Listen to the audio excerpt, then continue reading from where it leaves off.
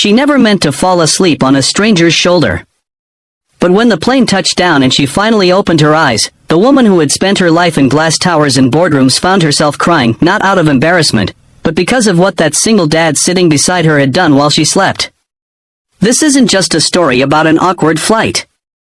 It's a story about kindness, the kind that changes people, softens hearts, and reminds us that sometimes, the people we least expect to meet are the ones who show us what really matters. Before we dive in, don't forget to like, subscribe, and comment below if stories like this touch your heart. You're watching your channel name, where we share real, powerful stories that remind us of the goodness still left in the world. It was a cold morning at Chicago O'Hare Airport. Flight 292 was boarding for Los Angeles, and in seat 14B sat Evelyn Carter, the 38-year-old CEO of a fast-growing tech company. Her assistant had booked her a last-minute flight after a week full of investor meetings and sleepless nights. She was tired, the kind of tired that coffee couldn't fix.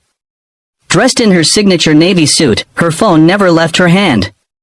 Emails, contracts, projections, her whole life was lived through that glowing screen. To her, time was money. And small talk was a waste of both. As passengers shuffled in, Evelyn barely looked up. She just hoped the person next to her wouldn't talk much. Then came seat 14A, a man in his mid-30s with kind brown eyes, a few days' worth of stubble, and a little girl holding his hand.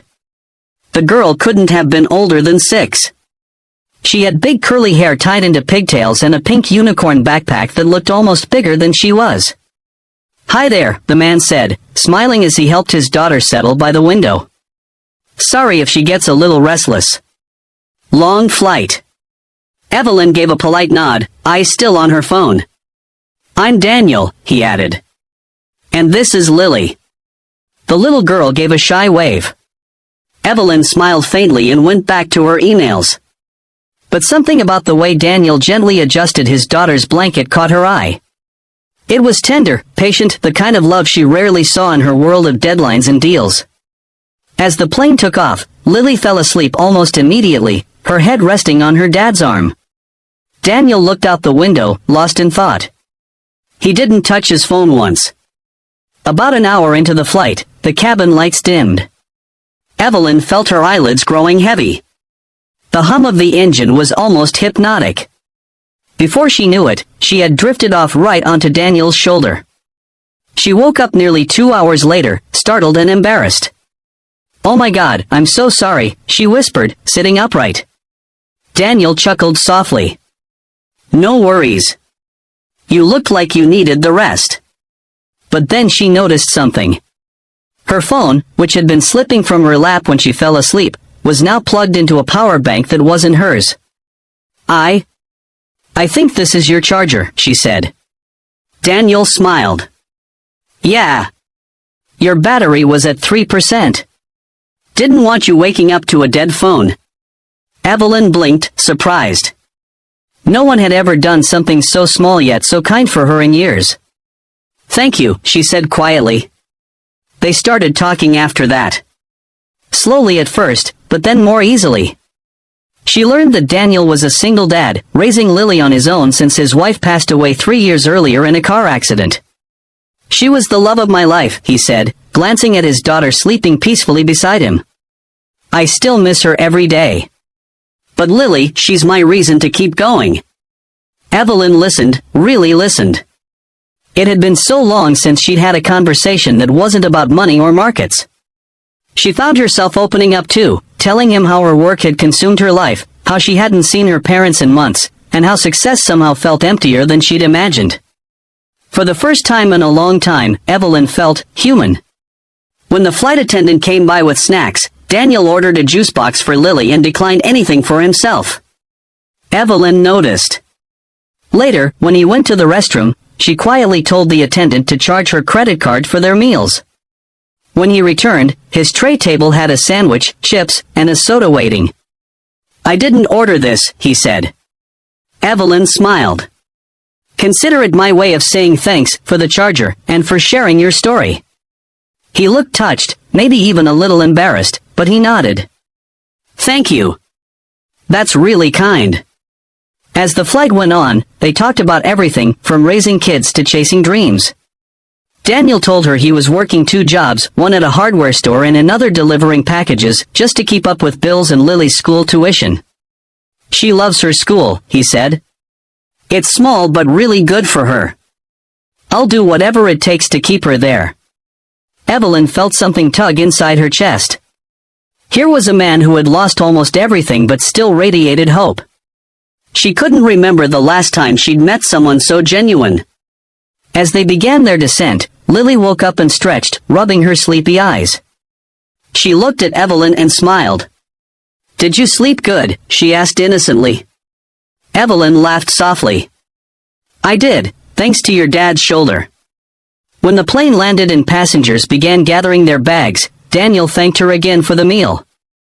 "Hey," Evelyn said before they parted ways.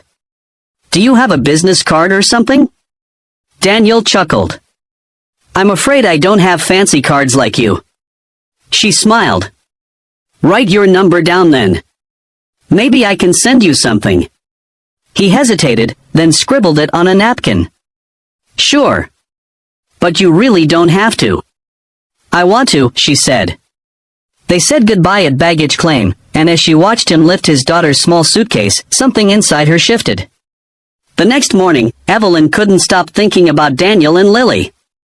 She sat in her office, surrounded by glass, steel, and silence, and realized how far she'd drifted from the things that really mattered.